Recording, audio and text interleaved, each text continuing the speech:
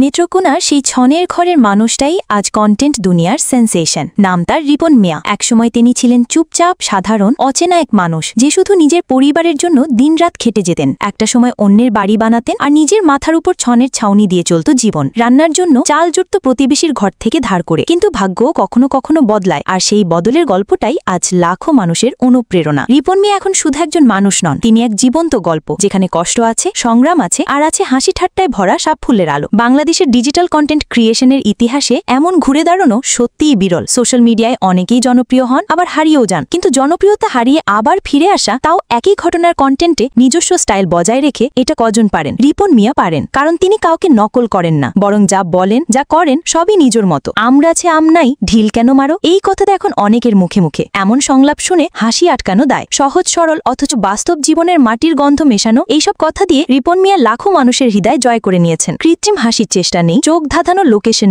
নেই কোনো নেগেটিভ বিষয়। তবুও তার ভিডিওতে আমরা হাসি মন খুলে উপভোগ করি, কারণ এটা যেন একটা বাস্তব জীবনের আয়না, যেখানে আমরা নিজেদের দেখতে পাই। 2016 সালে তিনি প্রথম ভিডিও আপলোড করেন, এরপর কয়েক বছরের বিরতি, আবার ফিরে আসেন 2019 সালে নিজের নামে ফেসবুক পেজ খুলে। ধীরে ধীরে বাড়তে থাকে ফলোয়ার, বাড়তে থাকে ভালোবাসা। এখন তার ফেসবুক পেজে অগণিত মানুষ যুক্ত। রিপনের অন্যতম বড় শক্তি তার শর্ট ফরম্যাট কন্টেন্ট, যেটা রিলস বা শর্টস নামে ব্যাপক জনপ্রিয়। কন্টেন্টের বিষয় হতে পারে যে কোনো কিছু, দাঙ্ক মাজা, গোসল, পিঠা খাওয়া, রাস্তার পাশে দাঁড়িয়ে বড়ইয়ের ভর্তা খাওয়া, এইসব সাধারণ দৃশ্যে তিনি বানিয়ে ফেলেন এমন ভিডিও যা লাখো মানুষ দেখে। আরেকটি দিক আলাদা করে বলতেই হয়, তিনি এখন ক্রস ক্লাস পেনিট্রেশন করছেন। মানে তার ভিডিও যেমন গ্রামের সাধারণ মানুষ দেখছেন, তেমনি শহরের উচ্চবিত্তের মানুষজনও সমান আগ্রহ নিয়ে দেখছেন। এমনটি খুব বেশি কন্টেন্ট ক্রিয়েটরের ক্ষেত্রে দেখা যায় না। তিনি প্রমাণ করেছেন, মন ছোঁয়ার মতো কিছু হলে তার শ্রোতাও তৈরি হয় সর্বত্র। সবচেয়ে প্রশংসনীয় দিক হলো, তিনি এখন কেবল সরস কন্টেন্টে সীমাবদ্ধ নন, বরং ইউটিউবে দীর্ঘ সময় ভ্লগ ভিডিও বানাচ্ছেন, প্রফেশনাল লেভেলের কন্টেন্ট দিচ্ছেন, আর অন্য জনপ্রিয় কন্টেন্ট ক্রিয়েটরদের সাথেও কোলাব করছেন। এ থেকেই বোঝা যায় তিনি শুধু ভাইরাল হওয়ার চিন্তা করেন না, বরং নিজের কাজকে পরবর্তী ধাপে নিতে জানেন। রিপন মিয়া সেই জায়গায় পৌঁছেছেন। তিনি নিজের মতো করে কন্টেন্ট বানান, নিজের গল্প বলেন, নিজের জীবনের ঘ্রাণ ছড়িয়ে দেন ভিডিওতে। তাই আজ তিনি শুধু জনপ্রিয় নন, তিনি হয়ে উঠেছেন বাংলাদেশের রিয়েল লাইফ কন্টেন্ট জগতে প্রতীক।